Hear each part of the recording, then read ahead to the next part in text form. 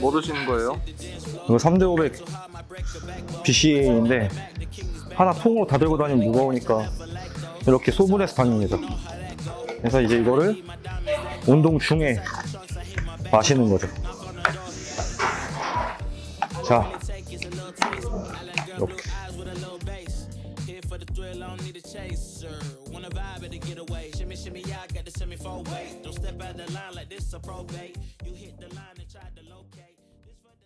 네, 여러분 안녕하세요. 이유지입니다. 오늘은 보디빌딩을 하는 분들에게 있어서는 조금은 무거운 얘기 해보려고 합니다. 약점 부위에 대한 이야기. 보통 모두가 다 밸런스 있게 좋은 몸을 갖고 있으면 정말 좋겠지만 한 군데 정도는 본인의 약점이라고 생각하는 부위가 있기 마련입니다. 특히 저 같은 경우에는 이제 어깨가 보통 약점으로 많이 거론되고 실제로도 그렇게 생각을 하고 있는데, 그거에 대해서 여러분들과 한번 이야기 나누면서 어깨 운동 한번 해보려고 합니다. 가시죠.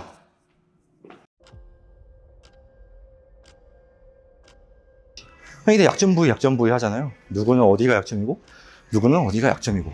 그럼 이제 과연 그 사람들이 거기 부위를 운동 열심히 안 해서 약점이냐? 아마도 그건 아닐 거라 생각하거든요. 똑같이 열심히 하는데 유독 거기만 안 좋아지는 거거든요. 그럼 이유가 뭘까 생각을 해봤을 때, 뭐 선천적으로 그 부위의 근육이 짧다거나 그 부위의 근육량이 부족하거나 뭐 물론 그럴 수도 있겠죠. 근데 대부분의 경우에는 그 부분을 잘 못 쓰고 있다. 다른 데에 비해서 거기를 어떤 구조적인 문제든 선천적인 문제든 또는 후천적인 문제든 간에 어떠한 문제로 인해서 제대로 쓰고 있지 못하면서 운동하고 있으니까 거기 부위만 성장이 더딘 거라고 생각하거든요. 저 같은 경우에도 이제 이 어깨가 좀 다른 사람들 성장이 더디고 약한 이유가 결국에는 기능적인 문제다. 그러니까 저는 항상 어깨 운동이 끝나고 가슴 운동, 등 운동 다 끝나고 나서 그 해당 부위에 어떤 펌핑감이 들잖아요. 유독 어깨 운동은 끝나고 나서 이게 어깨의 펌핑이 아니라 약간 뒤에 있는 승모근 같은 데가 힘든 거예요. 승모근이 항상. 그래서 어깨는 작은 근육이기 때문에 뭐 큰 근육이라고 불리는 대흉근이나 아니면 뒤에 있는 등 근육들에 비해서 뭔가 자극이 안 느껴지나 보다 그렇게 생각했거든요. 근데 그게 아니라 어깨를 그냥 못 쓰고 있었던 거죠. 이제 많은 이유가 있겠지만 이제 가장 큰 원인 중에 하나는 상완골 전방활주. 주구장창 제 채널에서 많이 나왔죠. 이 상완골 전방활주 증후군이라는 이 증상 때문에 어깨 전면부가, 그러니까 상완골 자체가 여기 이 윗팔뼈 자체가 불안정하니까 어깨 운동 자체가 되기가 어려웠던 거죠. 쉽게 얘기하면 이거예요. 힘을 이렇게 어깨 여기 뼈가 제 위치에서 이렇게 받아야 되는데 이렇게 받는 거거든요.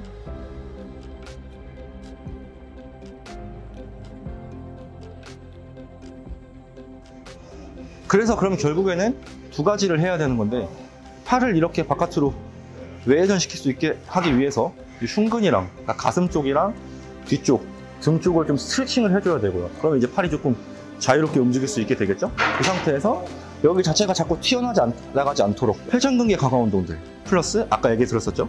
전거근 강화 운동.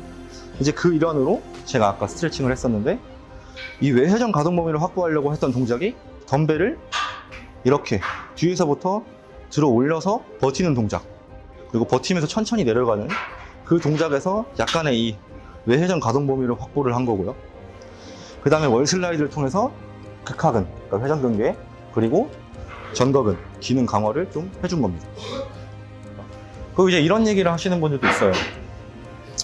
야, 너 재활 운동 하느라고 웨이트 트레이닝을 해야지 재활 운동만 하냐, 무슨 뭐 교통사고 재활하냐, 이런 분들이 있는데, 재활 운동하고 웨이트도 남들만큼 합니다.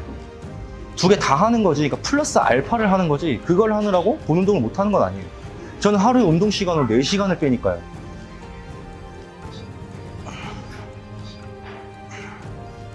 자, 이제 다음 종목은 숄더 프레스 머신인데, 이것도 지금 보면 손잡이가 여기 하나 있죠? 아스날 스트레스 사일 머신인데, 이 앞쪽으로 이렇게 밀게 되면 아까 전에 덤벨 프레스 했던 거랑 약간 비슷하게 팔꿈치가 이렇게 앞쪽으로 모이게 되죠? 이러면 또 전면사각근 위주로 타겟팅을 하게 됩니다.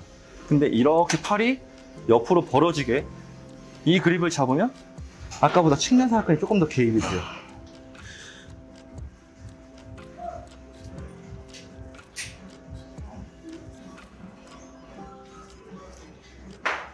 그래서 이제 약점 부위에 관해서 선천적으로 안 좋은 건데 극복이 불가능하다. 맞을 수도 있어요. 그런 말이.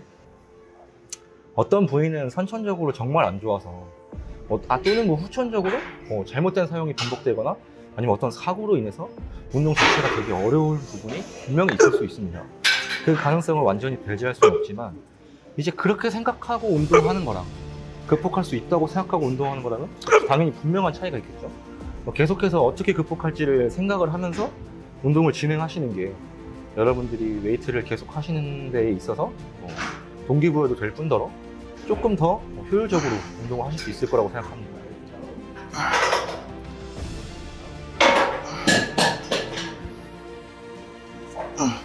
다음은 사이드 트레이즈 머신인데 이거 같은 경우는 지금 처음 시작하는 부분부터 마지막 부분까지 거의 부하가 일정하게 걸립니다. 그 점이 덤벨이랑 조금 다르다고 볼 수 있고, 그래서 이거 같은 경우에는 올렸다가 내릴 때 버티면서 내리는 방식으로 좀 진행을 하고 있습니다.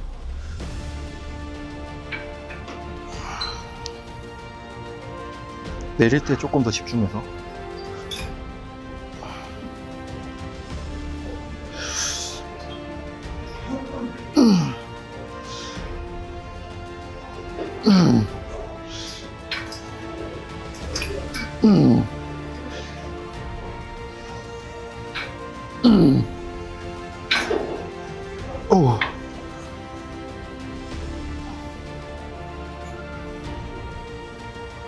수면사약근 운동할 때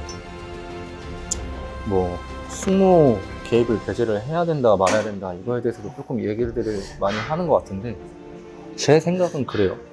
승모가 당연히 개입을 할 수밖에 없습니다.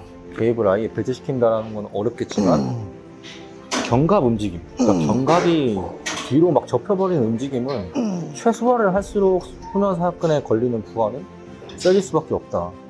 그래서 저 같은 경우에는 그걸 위해서 약간 이렇게 서서 진행을 합니다. 서서 명치 쪽에다 패드를 대고 얘를 밀면서 진행을 하면 견갑이 조금 덜 움직여요.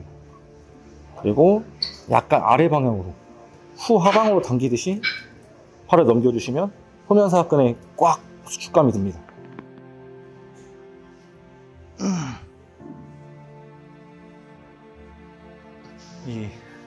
물론 원작자한테 다시 한번 여쭤봐야 되겠지만 이 SH 레이즈의 특징은 약간 일반적인 사이드 레이즈에 비해서 이 전면사각근 쪽 개입이 조금 더 됩니다. 전사각근 쪽으로 이렇게 뒤로 넘어오는 게 아니라 약간 이렇게 앞쪽으로 넘어와요.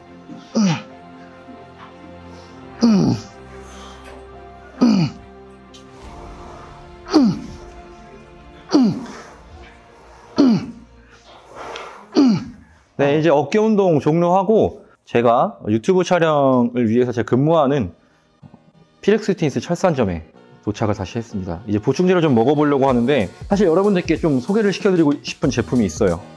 매시브 WPI랑 매시브 WPC라는 두 가지 제품인데 아시는 분들도 계시겠지만 모르시는 분들을 위해서 간략히 설명을 해보자면 모두 다 이제 유청 단백질이라고 불리는 것들인데 저희가 먹는 보통 이 프로틴은 유제품을 가공하고 남은 유청이라는 게 있는데 그 유청이라는 게 단백질 순도가 80% 정도 됩니다. 이제 그 상태를 가공해서 바로 먹는 게 WPC라고 보시면 되고 거기서 유당을 제거해요.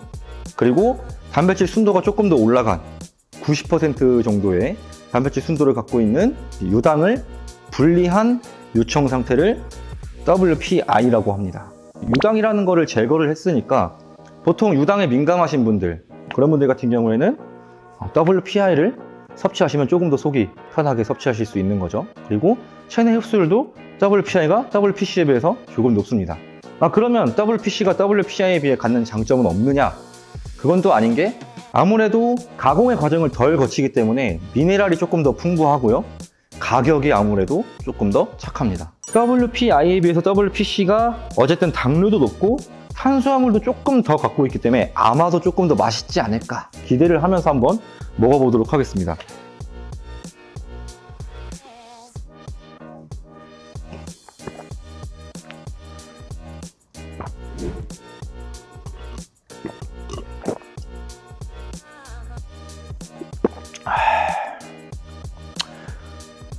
가루가 거의 없지. 남은 게 풀림 매우 좋아요. 맛을 정확하게 표현해 드릴게요. 자판기에서 뽑아먹는 코코아 있죠? 그 맛에서 조금 덜 단 맛이라고 보면 될 것 같아요. 그리고 이제 가장 중요한 그 식품의 영양성분 표기 관련해서 논란이 있잖아요. 그래서 저희가 사실은 저희도 이제 이거를 홍보를 해야 되는 입장에서 지금 이런 이슈와 완전히 자유로울 수 없고 좀 부담이 되는 게 사실이어서 여러분들께 조금 더 정확한 정보를 드리기 위해서 담당자분께 다시 한번 재차 확인을 했습니다. 그래서 담당자분께서 보내주신 자료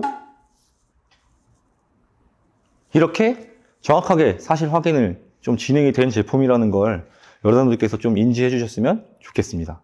자, 그래서 여러분들께 이제 오늘 약점 부위를 대하는 자세에 대해서 한번 이야기를 드려봤는데, 정리하면은 가장 중요한 얘기는 아까 좀 전에 했지만 그 얘기인 것 같아요. 약점 부위를 내가 극복할 수 없는, 영원히 극복할 수 없는 어떤 선천적인 것으로 대하면 영원히 약점일 겁니다. 그렇지만 내가 극복할 수 있는 것으로 여기고 극복할 방법을 실제로 찾고 또 그것을 행하다 보면 완전히 강점 부위로 바꿀 수 있다라고 장담은 못할지언정 지금보다는 훨씬 더 나은 몸을 가지실 수 있을 것이라 확신합니다. 시청해주셔서 오늘도 감사합니다.